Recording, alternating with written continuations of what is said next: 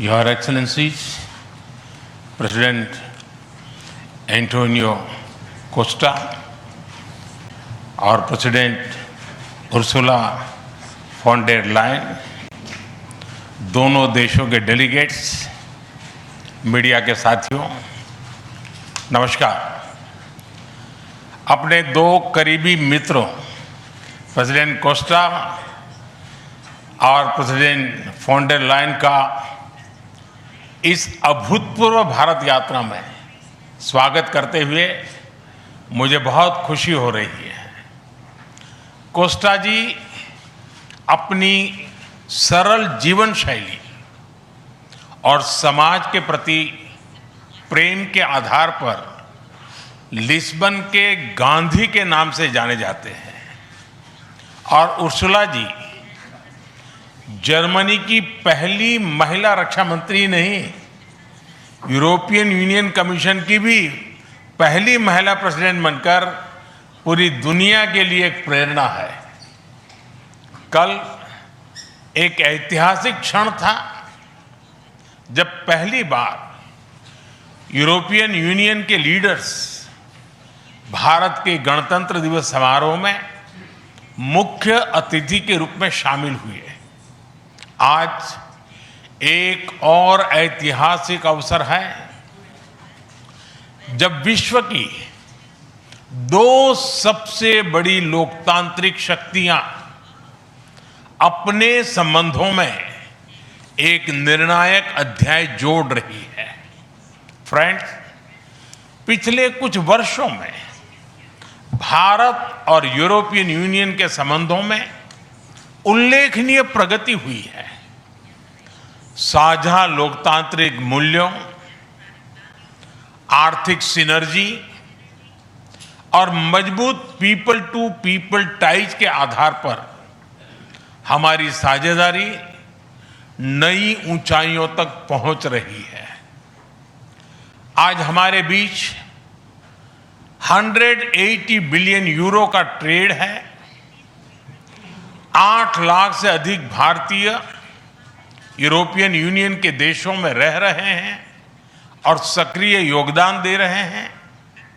हमने strategic technology से लेकर क्लीन एनर्जी, डिजिटल गवर्नेंस से लेकर डेवलपमेंट पार्टनरशिप, हर क्षेत्र में सहयोग के नए आयाम स्थापित किए हैं। इन्हीं उपलब्धियों के आधार पर आज की समिट में हमने समाज के सभी वर्गों को लाभ पहुंचाने वाले कई निर्णय लिए हैं। फ्रेंड्स, आज भारत ने अपने इतिहास का अब तक का सबसे बड़ा फ्री ट्रेड एग्रीमेंट संपन्न किया है। आज 27 तारीख है। ये सुखद संयोग है कि आज ही के दिन यूरोपियन यूनियन के 27 देशों के साथ भारत ये एफटीए कर रहा है। यह एक ऐतिहासिक समझौता हमारे किसानों, हमारे छोटे उद्योगों, इसके यूरोपियन मार्केट तक पहुंच आसान बनाएगा, मैन्युफैक्चरिंग में नए अवसर पैदा करेगा और हमारे सर्विसेज सेक्टर के बीच सहयोग को और प्रबल करेगा। इतना ही नहीं, यह एफटीए भारत और यूरोपियन यूनियन के बीच इन्वेस्टमेंट को बूस्ट करेगा, नई इनोवेशन पार्टनरशिप बनाएगा और वैश्विक स्तर पर सप्लाई चेन को मजबूत करेगा। यानी यह सिर्फ ट्रेड एग्रीमेंट नहीं है, यह साझा समृद्धि का नया ब्लूप्रिंट है। फ्रेंड्स, इस महत्वाकांक्षी एफटीए के साथ साथ हम मोबिलिटी के लिए भी एक नया फ्रेमवर्क बना रहे हैं। इससे भारत के स्टूडेंट्स, वर्कर्स और प्रोफेशनल्स के लिए यूरोपियन यूनियन में नए अवसर खुलेंगे। साइंस एंड टेक्नोलॉजी में हमारा लंबे समय से एक व्यापक सहयोग रहा है। आज हमने इन महत्वपूर्ण लिंकेजेस को भी और मजबूत करने का निर्णय लिया है।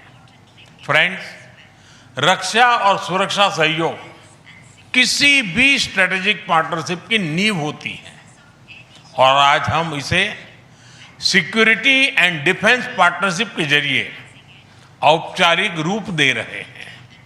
इससे काउंटर टेररिज्म, मैरीटाइम और साइबर सिक्योरिटी में हमारी साझेदारी और गहरी होगी। यह रूल्स बेस्ड इंटरनेशनल ऑर्डर के प्रति हमारी साझा प्रतिबद्धता को भी बल देगा। इंडो पैसिफिक क्षेत्र में हमारे सहयोग का दायरा और बढ़ेगा और इसके साथ हमारी डिफेंस कंपनियां को डेवलपमेंट और को प्रोडक्शन के नए अवसर साकार करेगी। फ्रेंड्स, आज की इन उपलब्धियों के आधार पर हम अगले 5 वर्ष के लिए एक और भी एम्बिशियस और होलिस्टिक स्ट्रेटेजिक एजेंडा लॉन्च कर रहे हैं।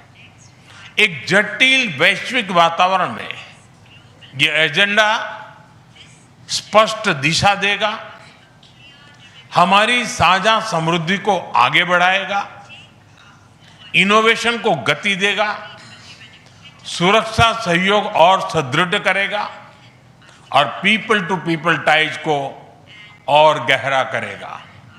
फ्रेंड, भारत और यूरोपियन यूनियन का सहयोग एक पार्टनरशिप फॉर ग्लोबल गुड है। हम इंडो पैसिफिक से लेकर कैरेबियन तक ट्राइलेटरल प्रोजेक्ट को विस्तार देंगे। इससे सस्टेनेबल एग्रीकल्चर, क्लीन एनर्जी और विमेन एम्पावरमेंट को ठोस समर्थन मिलेगा। हम साथ मिलकर आईमैक कॉरिडोर को ग्लोबल ट्रेड और सस्टेनेबल डेवलपमेंट की एक प्रमुख कड़ी के रूप में स्थापित करेंगे। फ्रेंड्स, आज ग्लोबल ऑर्डर में बड़ी उथल-पुथल है। ऐसे में भारत और यूरोपियन यूनियन की साझेदारी अंतर्राष्ट्रीय सिस्टम में स्थिरता को मजबूती देगी।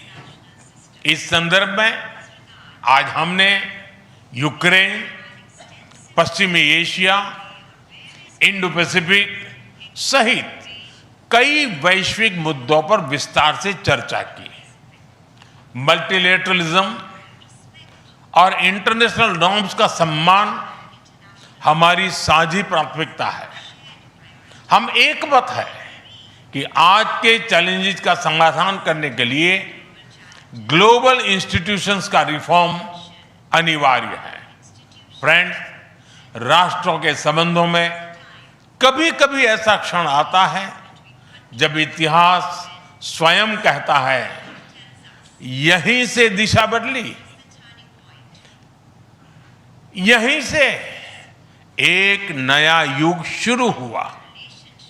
भारत की और यूरोपियन यूनियन की यह ऐतिहासिक समिट वही क्षण है।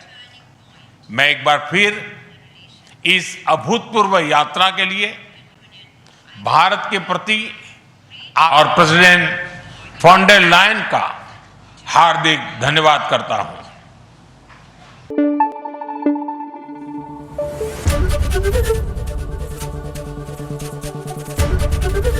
एबीपी न्यूज आपको रखे आगे।